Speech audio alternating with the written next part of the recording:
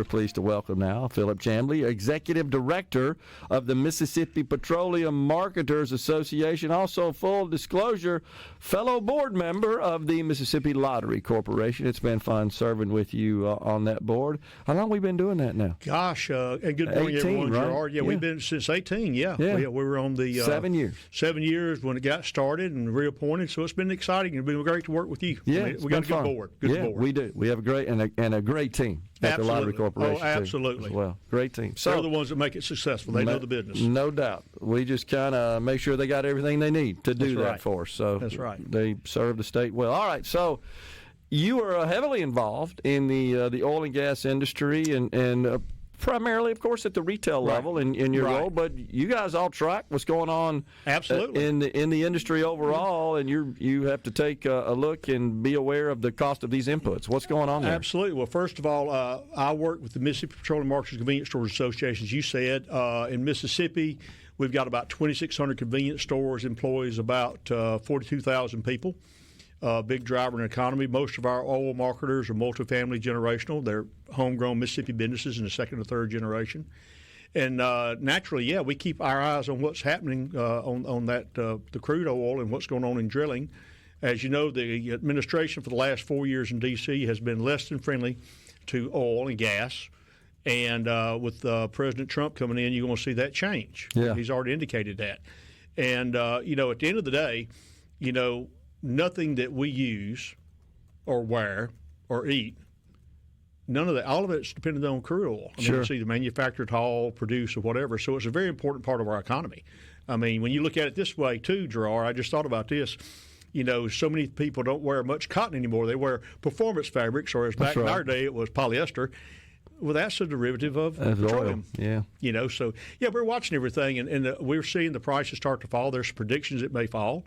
A lot of people may not know this, but there are a lot of people in Mississippi who work offshore and on land rigs. Yeah, sure. My hometown of Carthage at one time per capita supposedly had more offshore workers than anybody else. Yeah, I've got a brother that works in Australia in the oil field. I've got nieces, nephews that work in the oil field. Yeah.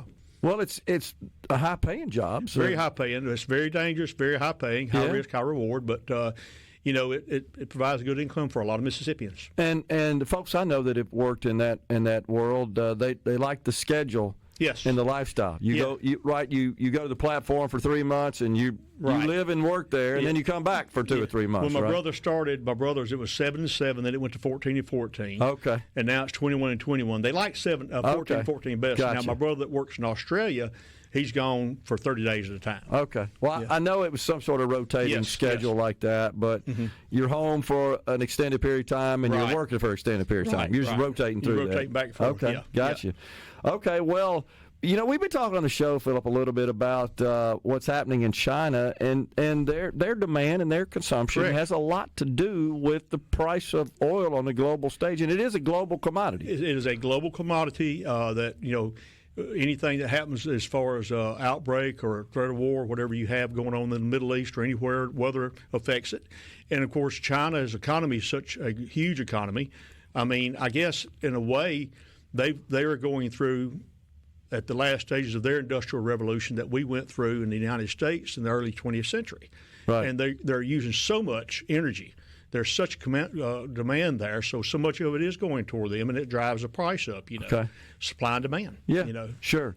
So right now, you and I were talking before we went on the air, I checked it this morning, West Texas Intermediate.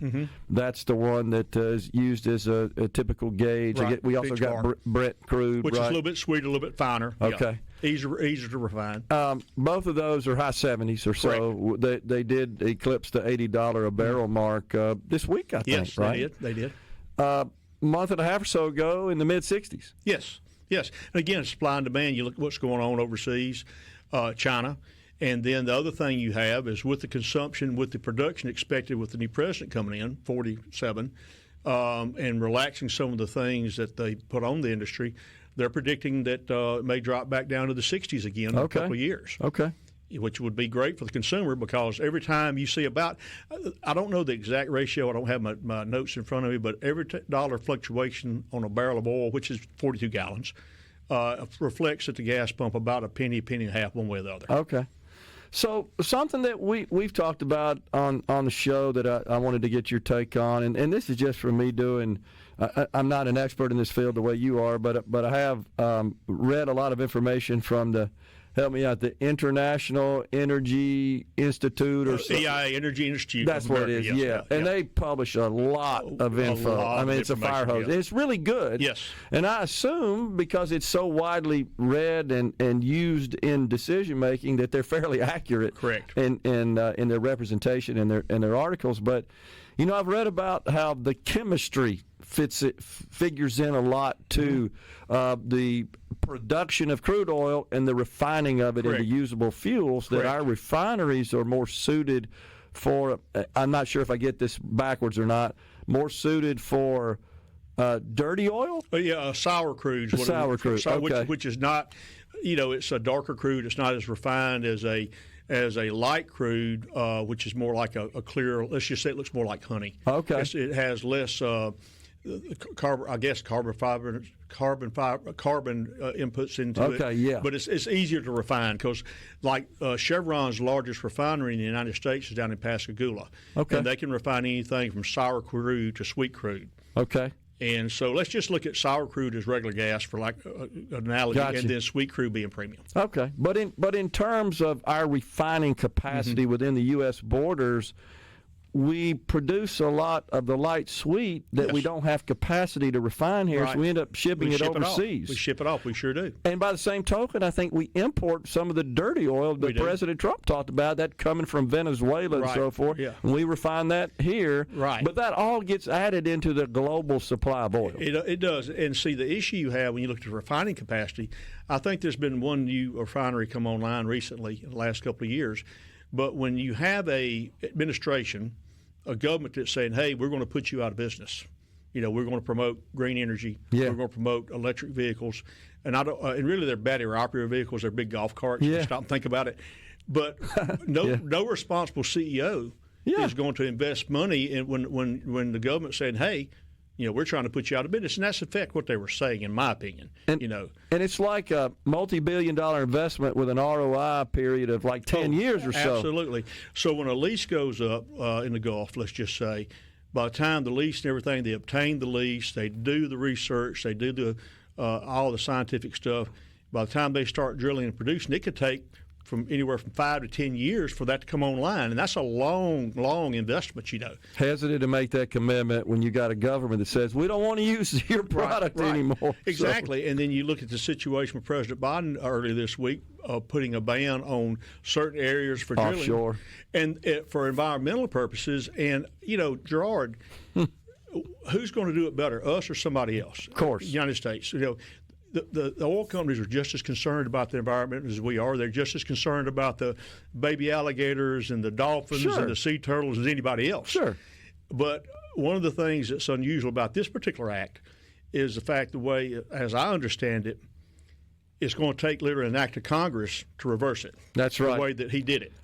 I interpret it the same way as relying on some like 1953 law, and there's no provision in the law that you could rely on to reverse it. The Congress would have to act to reverse it. He knows that, of course. Exactly, and so it's not like the executive orders that President Trump will be undoing. You can just reverse. Yeah. You can't just reverse president to president. Right.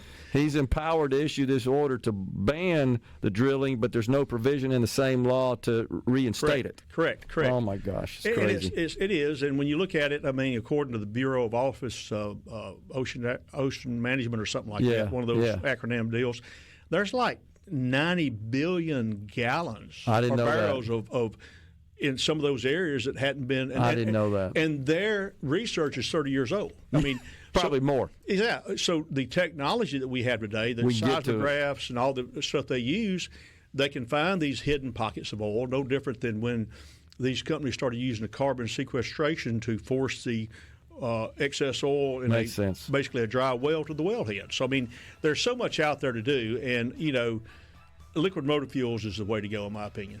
We got to go, but in about 15 seconds, tell our audience about what the gross margin is per gallon, or however you for your companies, your members. That's something that actually I can't say a lot about. I don't actually stay ignorant of the pricing because of antitrust laws. Okay. But I can tell you this: when you fill up your vehicle at the pump, the credit card company makes more off the transaction than the retailer does. Interesting. Yeah. Phil, Yeah. appreciate you All right. coming in, man. Thank you. Thanks All right, a lot. Gerard. Have a great day. We're coming right back, folks, in the Element Wealth